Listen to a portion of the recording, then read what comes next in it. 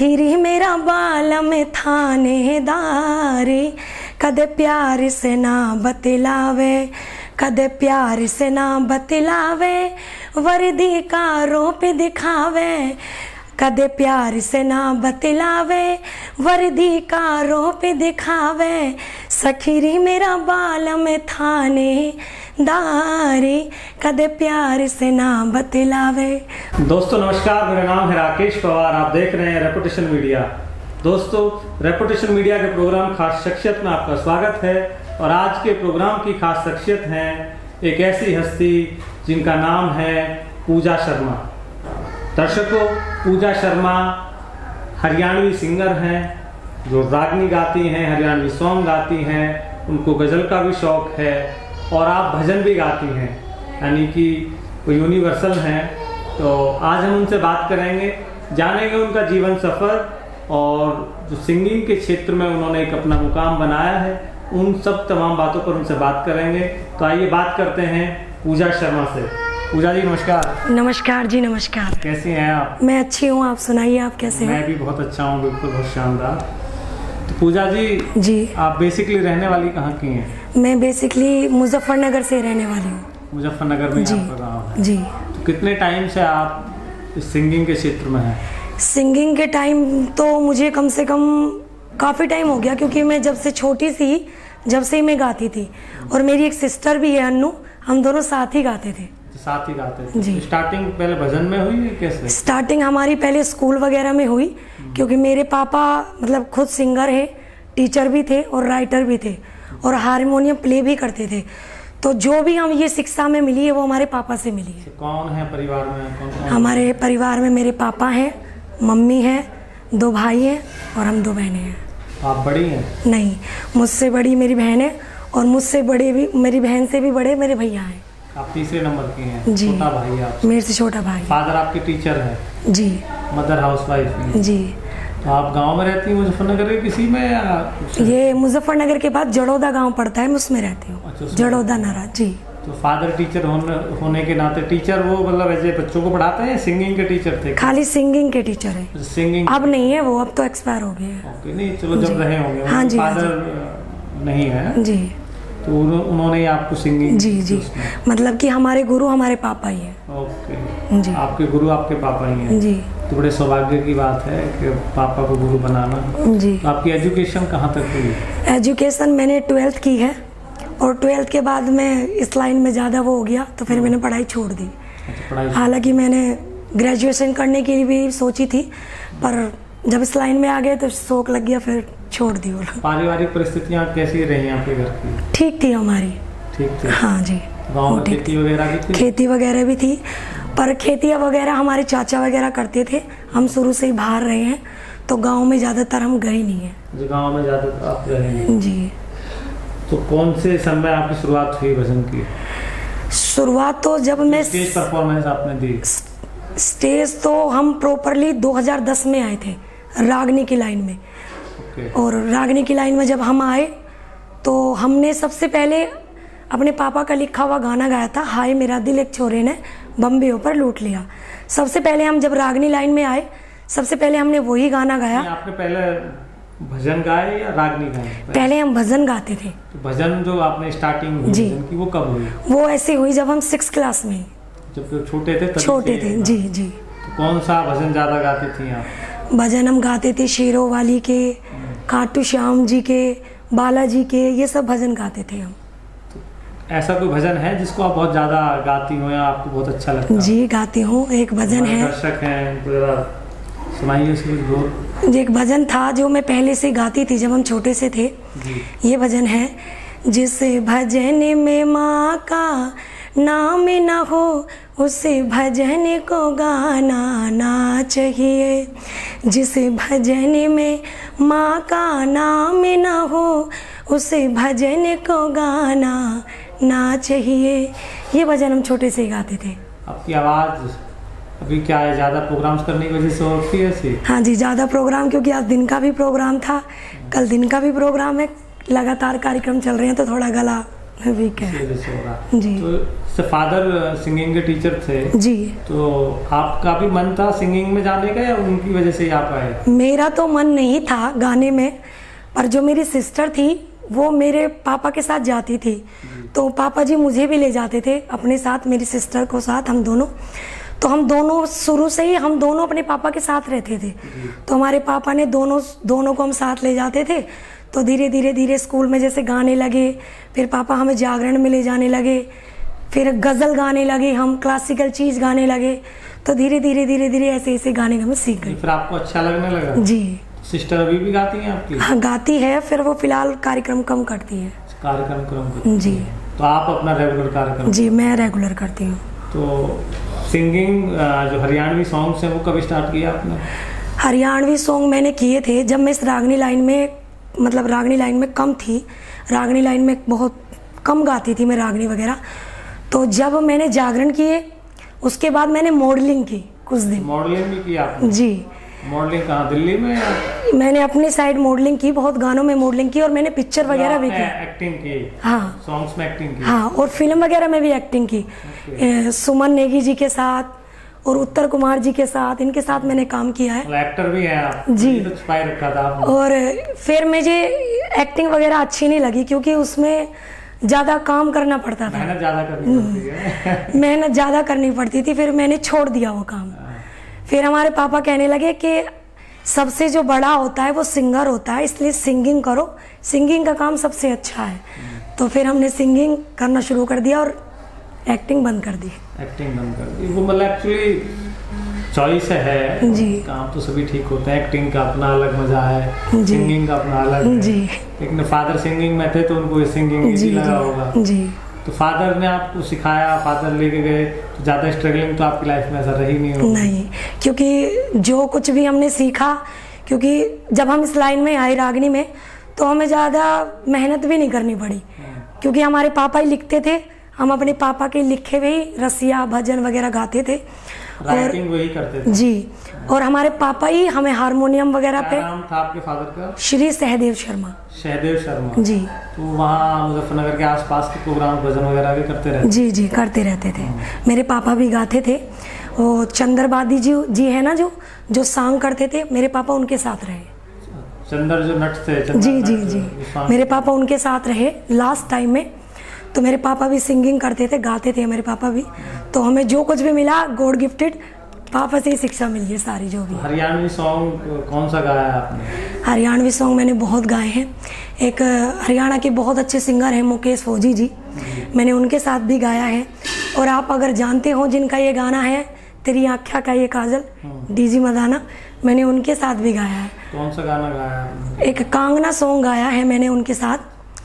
गाने के बोल मेरे याद नहीं है क्योंकि काफ़ी टाइम हो गया। सॉन्ग्स आपने गाए? हाँ, एक मुकेश फौजी जी के साथ मैंने एक सॉन्ग गाया था, हरियाणवी सॉन्ग कई गाए हैं।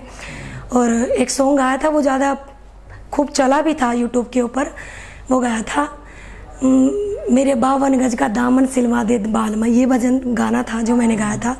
वो भजन खूब चला भी था और एनडीजे के ऊपर मैंने ये गाना गाया था, कंपनी है जो।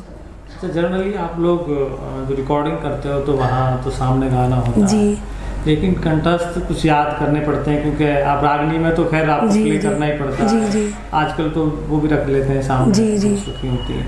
तो कुछ सॉन्ग्स ऐसे भी हैं जो आपकी मेमोरी में हैं, जिनको आप बिल्कुल आपको याद है आपको? हाँ, ऐसे भजन भी हैं बहुत से और बहुत से रागनी वगैरह भी हैं जो हम गाते हैं। मैंने देखा है ना, मैं बहुत पुराने सिंगर्स के भी इंटरव्यू लिए हैं, तो जब उनको बोलते हैं ना कुछ सुनाओ तो वो एक अटेंडम उनके माइंड में आता नहीं। तो मुझे लगता है कि वो उन्होंने गाए होंगे तो वैसे याद नहीं रहते। नहीं, ऐसे बहुत से भजन हैं, रागनियाँ हैं जो हम गाते हैं मंच पे और हमारे याद भी हैं जिसे हम गा लेते हैं। ऐसी बहुत रागनियाँ हैं। अगर तो रागनी में कैसा है फिर? रागनी की शुरुआत कैसे हुई? रागनी में शुरुआत ऐसे हुई, एक हमारे अंकल जी थे, वो मतलब रागनी वगैरह गाते थे, ऋषिपाल अंती जी, वो खतौली से हैं। ऋषिपाल जी हैं? जी। तो वो हमसे कहने लगे कि स्टूडियो बना रखा है। जी जी जी, वो हमसे कहने लगे कि आप रागनी गाओ, आप रागनी गा लोगे। जबकि हमें रागनी की कोई नॉलेज नहीं थी, हमसे ताल पे भी गाना नहीं आता था रागनी में कैसे गाते हैं, क्योंकि रागनी की जो ताल होती है ना वो अलग होती है, उस पर गाना बड़ा मुश्किल बात है। तो जब सबसे पहले जब हम इस लाइन में आए तो हम रसिया वगैरह ही गाते थे।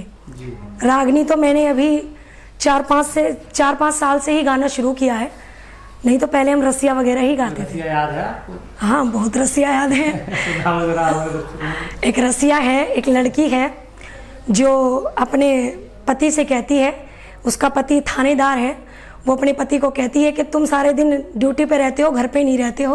तो अपने पति को कहती है, सखीरी मेरा बालम थानेदारी, कदे प्यार से ना बतलावे, कदे प्यार से ना बतलावे, वर्दी का रोप दिखावे, कदे प्यार से ना बतलावे, वर्दी का रोप दिखावे, सखीरी मेरा बालम थानेदारी, कदे प्यार से ना बतलावे।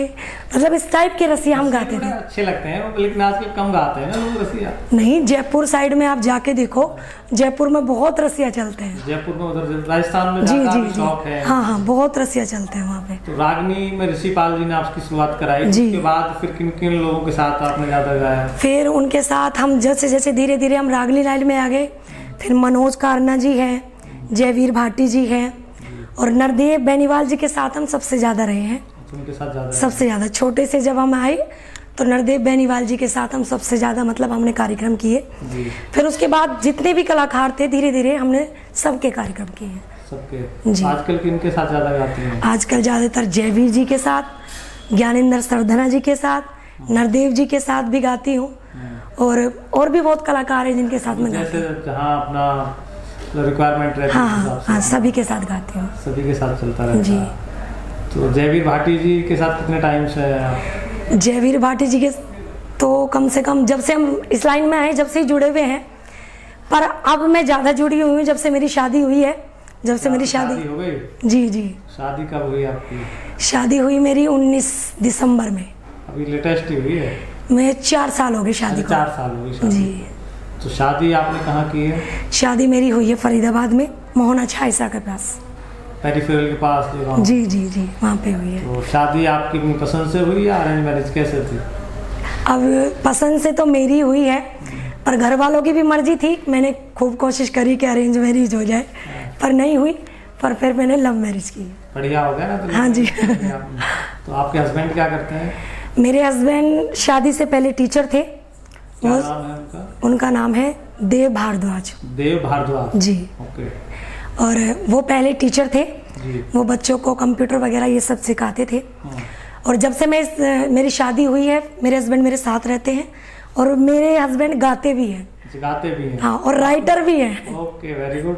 तो फायदा हो गया आपको राइटिंग का है? जी। तो आपकी मुलाकात कैसे हुई थी उनसे? मुलाकात मेरी, मैं जैसे रागनियों के कार्यक्रम में जाती थी तो ज्ञानेंद्र जी मेरे जो हस्बैंड हैं उनके गुरुजी हैं, ज्ञानेंद्र सरधना जी मेरे हस्बैंड के गुरुजी हैं। आपके हस्बैंड के गुरु हैं ज्ञानेंद्र सरधना जी। तो मैं ज्ञानेंद्र जी के प्रोग्राम में जाती थी तो वो मुझे वहाँ पे मिलते थे, तो हम जैसे आपस में बातचीत किया करते थे, वो भी गाते थे हम भी गाते थे, ऐसे आपस में बातचीत होती थी। तो इस तरह से थोड़ा थोड़ा संपर्क बढ़ गया और फिर जो है चेला तेज निकल गया। जी। तो भी अच्छा है। तो अभी ठीक चल रहा है आपको? बिल्कुल अच्छा चल रहा है। ठीक है। देखिए, मनपसंद हो जाए और चीज़ें दिक्कत ना है उसमें तो कुछ है ही नहीं। बिल्कुल। और आप लोगों की जो जर्नी है उसमें किसी एक पक्ष को तो डिवोटेड होना ही पड़ता है। जी जी बिल्कुल। अगर लेडीज सिंगर है जी, तो जेंट्स को साथ रहना ही पड़ता है। बिल्कुल। और जेंट्स है तो लेडीज अपना घर रहे, कोई दिक्कत नहीं होती। पर हाँ ये है कि जब से मैंने शादी की है, जैसे हमारे पापा सपोर्ट करते थे ऐसे ही हमारे हस्बैंड मुझे बहुत सपोर्ट करते हैं। हस्बैंड ही नहीं, मेरे पूरे ससुराल के लोग बहुत सपोर्ट करते हैं। ससुराल में कौन कौन लोग हैं? ससुराल में मेरे पापा जी हैं, मम्मी जी हैं, दादी जी हैं, 2 देवर हैं, उनकी वाइफ भी हैं, बच्चे भी हैं उनके। जॉइंट फैमिली है? हाँ, खूब बड़ी फैमिली है। हस्बैंड आपको सही रखते हैं? बिल्कुल फिट? बिल्कुल। एक सिंगर है तो उसका थोड़ा सा एडवांटेज। मतलब मैं ऐसे ही रहती हूँ जैसे मैं अपने पहले घर पे रहती थी ना, ससुराल में भी ऐसे ही रहती हूँ। कोई मतलब कोई किसी भी तरह की दिक्कत नहीं है। इस तरह की कोई दिक्कत नहीं। जी। तो रागनी कौन सी फेवरेट है आपकी जो आपके बड़े मन के करीब हो? रागनी मेरी फेवरेट है, एक कृष्ण सुदामा जी की रागनी है जो कोसिंदर महाशय जी ने गाई थी। जी। और वो रागनी बहुत हिट भी हुई थी।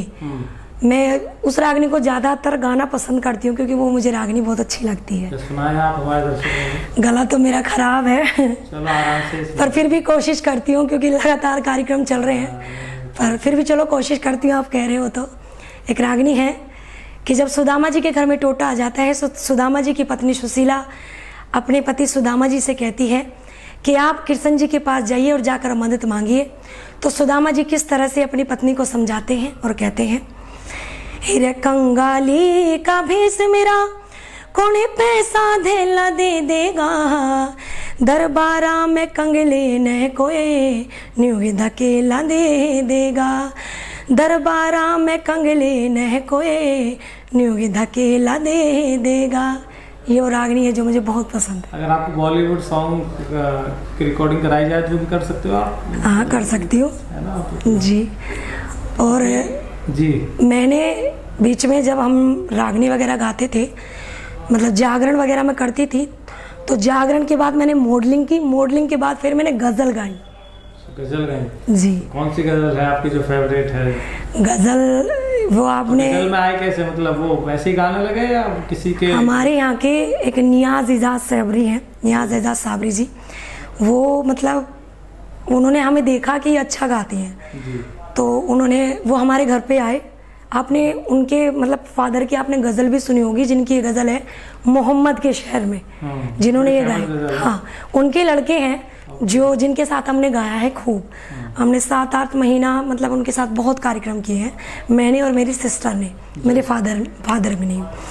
तो हम उनके साथ गज़ल वगैरह के प्रोग्राम जाते थे सहारनपुर, क्योंकि हमारे साइड मोमडन एरिया ज़्यादा है तो गज़ल लोग ज़्यादा पसंद करते हैं। तो हमने यहाँ पे बहुत गज़लें गाई हैं और उनके साथ हम 7 महीने रहे भी हैं। लेकिन 7 महीने रहने के बाद उनके खान पीन में और हमारे खान पीन में थोड़ा चेंज था, तो फिर उसके बाद तो उसके बाद थोड़ा हमने फिर किनारा कर लिया। तो आपको कौन सी गज़ल पसंद है? मैंने उनके साथ गज़ल गाई है, एक गज़ल है, मैं आपको सुना दूँ।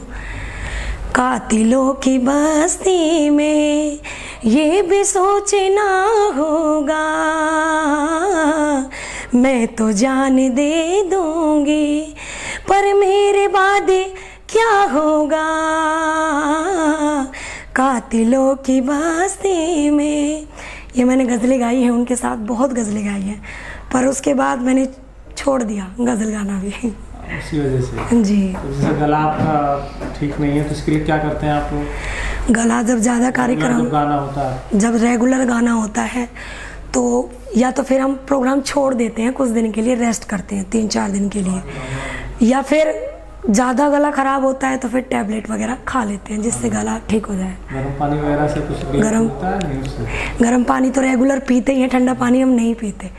जितने भी ज़्यादातर सिंगर हैं वो बहुत कम सिंगर ऐसे हैं जो सब चीज़ खा लेते हैं, पर मेरे गले में तो ऐसा है, अगर मैं दही नहीं खा सकती, चावल नहीं खा सकती, अचार नहीं खा सकती, छाछ वगैरह नहीं पी सकती। हाँ, वो ये सब चीज़ मैं नहीं खा सकती।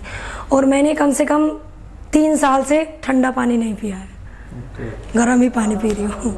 आजकल आप रागनियाँ पिछले कई साल से जी जी।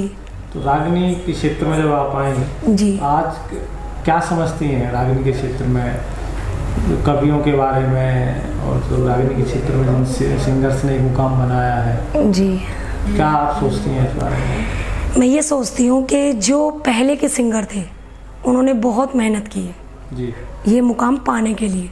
अब तो बहुत ऐसी चीज़ हो गई कि वो सिंगर को ज़्यादा मेहनत करने की ज़रूरत नहीं, ईजी हो गया बहुत, क्योंकि स्टूडियो वगैरह खुल गए हैं, नए नए कलाकारों को गाने का मौका मिल रहा है, इतनी ज़्यादा मेहनत नहीं करनी पड़ रही है। पर जो पहले कलाकार थे उन्होंने बिना माइक के भी गाया है, और बिना माइक के गाते हैं। और हम तो आजकल लोग देख के गाते हैं, उन्होंने पहले बिना देखे गाया है। और पहले जो उन्होंने गाया है ना, उनकी बहुत मेहनत थी, हमारी तो कुछ भी मेहनत नहीं। तो आपको काफ़ी समझ है रागनी के क्षेत्र में जी। तो कौन से राइटर हैं जिनकी ज़्यादा आपको लिखी हुई रागनियाँ मतलब गाने में अच्छा लगता है? गाने में अच्छा एक हमारे गुरु लड्डन सिंह जी हैं, हरे राम बैसला जी हैं जिनकी हम कविताएं गाते हैं, लक्ष्मी चंद जी हैं, गुरु जगन्नाथ जी हैं, जाट मेहर सिंह जी हैं, बाजे भगत जी हैं, बहुत कवि हैं जिनकी हम पुराने कवि, हाँ, जिनकी जो हम कविता गाते हैं ज़्यादातर। तो आपको रागनी के क्षेत्र में कौन सा सिंगर है ऐसा जो आपको पसंद है, मतलब आपकी जो लगता है कि हाँ भाई ये अच्छा है? आप जेंट्स में या लड़की में? जेंट्स में और लड़कियों में, दोनों में ही? लड़कियों में तो मुझे प्रीति चौधरी अच्छा लगती है गाने में। प्रीति चौधरी, झुनझुनों वाली। झुनझुनों वाली, हाँ, उनकी गायकी मुझे बहुत अच्छी लगती है। और आज के टाइम में, फिलहाल के टाइम में ज्ञानेंद्र सरधना अच्छा गाते हैं, जयवीर भाटी भी अच्छा गाते हैं, और एक सिंगर और हैं राहुल बालियान जी, वो भी बहुत अच्छा गाते हैं। राहुल बालियान चुलबुला है जी, चुलबुले कलाकार है। और राहुल बालियान जी के साथ भी मैं बहुत गाती हूँ। हाँ, ये अच्छा गाते हैं, मैं इनके साथ भी बहुत गाती हूँ। ज्ञानेंद्र सरधाना का तो गाने का मतलब एक टेम्पर अलग ही है, बढ़िया गाते हैं। जी, सही है सारी चीज़ें। तो आजकल इकोनॉमिकल तो कोई प्रॉब्लम रही नहीं होगी, प्रोग्राम जितने होते हैं। नहीं जी। हमारे जो दर्शक आपको देख रहे हैं जी, और जो आपके सुनने वाले हैं उनके लिए क्या मैसेज आते हैं? मैं तो यही मैसेज देना चाहूँगी, जो नौजवान साथी हैं, आजकल नौजवान, जो हमारी नौजवान पीढ़ी है वो आजकल डांस की तरफ ज़्यादा जा रही है। और हमारे जो रागनी कलाकार हैं वो इतिहास वगैरह भी बहुत गाते हैं, तो वो रागनी कम सुनना पसंद करते हैं नौजवान साथी। तो भाई नौजवान साथियों से निवेदन है, ज़्यादातर हमारे इतिहासों की रागनी सुने, ज़्यादातर डांस पे ध्यान ना दे, क्योंकि डांस भी बहुत अच्छा करती हैं। नहीं, डांस में करती हूँ, डांस तो देख लिया करो।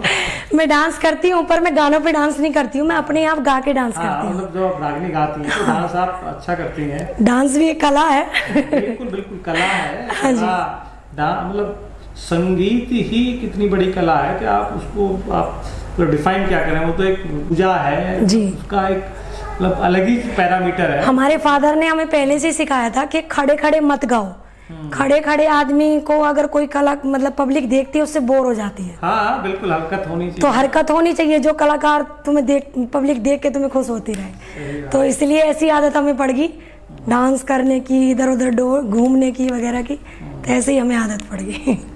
हमारा चैनल है रेपुटेशन मीडिया, आप उसके लिए कोई मैसेज देना चाहेंगे? भाई मैं तो यही कहना चाहूँगी, भाई राकेश पवार जी का जो चैनल है, आप सभी श्रोताओं से निवेदन है उसे चैनल को ज़्यादा से ज़्यादा सपोर्ट करें, लाइक करें, और जिनके भी आपको इंटरव्यू अच्छे लगते हैं, क्योंकि वो बहुत मेहनत करते हैं, तो उनके इंटरव्यू पे लाइक करें, कमेंट करें, और कमेंट भी अच्छे ही करें, ऐसे नहीं कोई बेकार कमेंट करें, अच्छे कमेंट करें और इनके चैनल को फुल सपोर्ट करें। मैं तो सिर्फ यही चाहती हूँ। तो दर्शकों, आज के प्रोग्राम में बस इतना ही। आप देखते रहें रेपुटेशन मीडिया। मैं हूँ आपका दोस्त राकेश पवार। नमस्कार, धन्यवाद।